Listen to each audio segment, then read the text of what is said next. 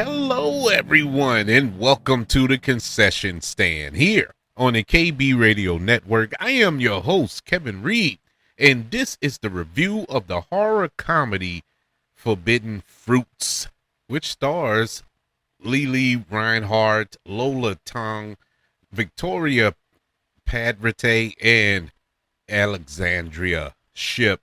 In this film, Free Eden employee Apple secretly runs a witchy cult in the basement of a mall store after hours. When a new hire challenged their performative sisterhood, the women are forced to face their own poisons and succumb to a bloody fate.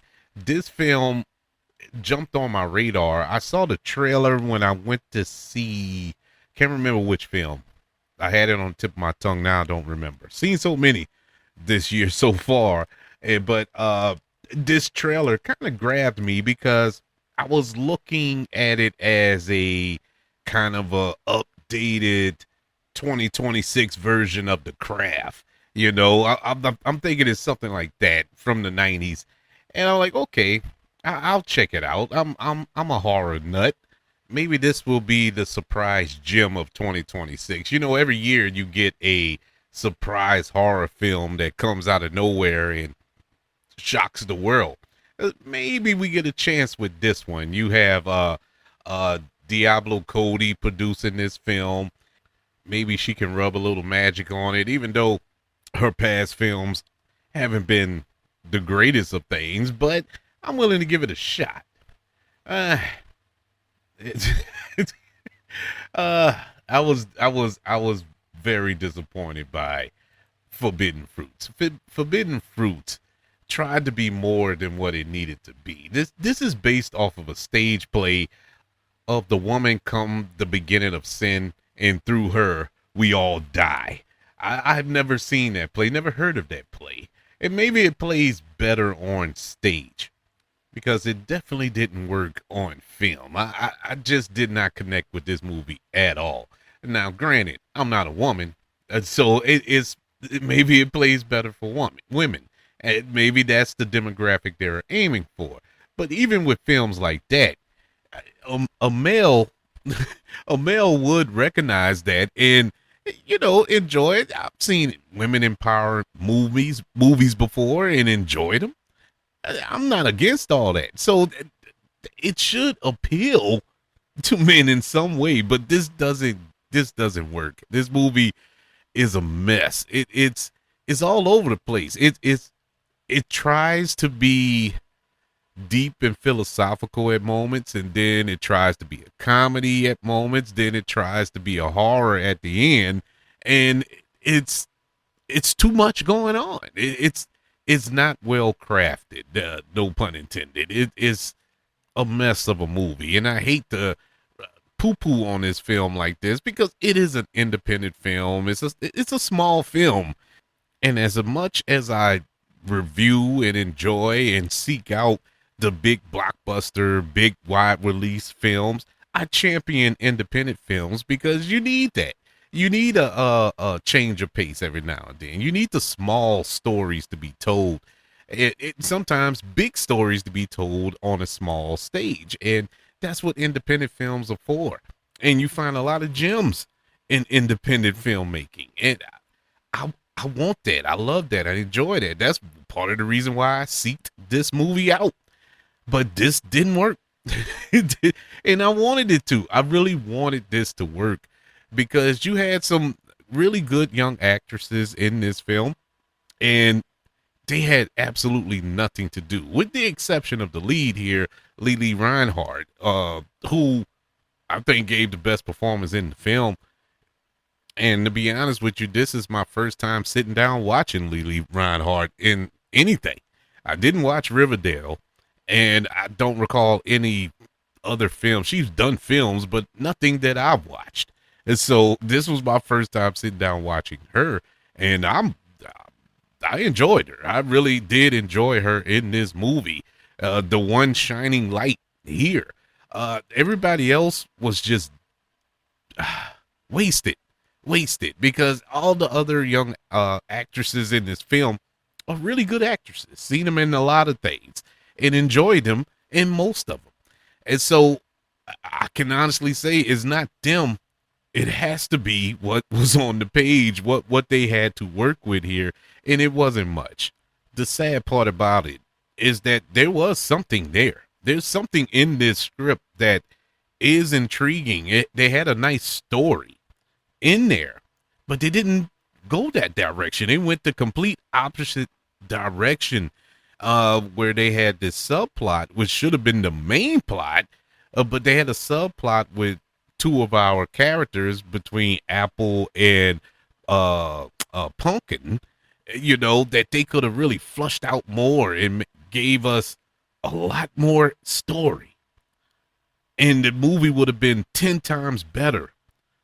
But we didn't get that till literally the last 5 minutes of the film. And it was just boom. Here it is. And there it went. And I was so mad. I was like, oh, okay, this is interesting. And that was it. The credits started to roll. It was frustrating. I would tell you, it was frustrating.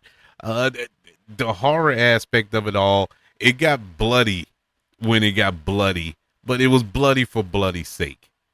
It was the dumbest kills I've seen in a movie in a very long time. It was just senseless, stupid kills. I don't understand it. I just don't understand. It was so cheesy and this movie, this movie made no sense. It really makes no sense why it is the way it is, and it didn't have to be. I think it was trying to be artistic for art's sake. I think they were scared of the story. I think the story felt kind of basic and bland, and they didn't want to look like. And I'm just spitballing here. They could have been thinking about something completely different, but this is my feelings walking away from it. They thought that the story wasn't enough to get over, so they had to add these elements to it, with the cult and the horror that we did get. It just came off as cheesy, just to put it plainly. My biggest gripe, besides that the movie didn't work as a whole, was the fact that I'm looking at these characters and I don't know how old they are. I mean, are they now? They do display that they're clearly not high schoolers. These aren't teenage girls and all this here. They're college age or just out of college age, 24, 25, 26, somewhere up in that range, mid 20s. And I get that, but the way the movie works, they feel like teenagers. They act like teenage girls. They even talk like teenage girls. But then they'll say, "Oh yeah, in school I'm studying physics, and at college, I'm graduating with a degree and this that." But your actions dictate that you're still in the 10th grade. It's like it doesn't match what's going on. I don't know. Like I said, this movie's all over the place. I wish it was better and had the courage to fully embrace the cheese. I can live with cheesy. Hey, there are some good cheesy movies because they know what they are. They're self-aware. They know what they are, and they fully embrace that. If they would have fully embraced the cheese, once again, would have been a better movie, but it didn't. It was trying to take itself seriously at moments, and it just blew my mind. But in spite of all of that, you did have a couple of good elements about the movie. Lily Reinhardt's performance was done fairly well, and then there was a subplot in there that was fairly interesting. But overall, in its totality, I give Forbidden Fruits a letter grade of a D minus. Yeah, man, I was really hoping for an average horror film. And what I got was average mediocrity instead. But I would like to know, what did you think of Forbidden Fruits? Did you like it? Did you love it? Let me know. Email the show, kbradiopodcast@gmail.com. You can also search for the show on all social media platforms. Just search for the KB Radio Network. Also, don't forget about YouTube. Subscribe to the KB Radio Network channel and like this video if you don't mind. Don't forget about the 5 stars, the reviews, and sharing this show.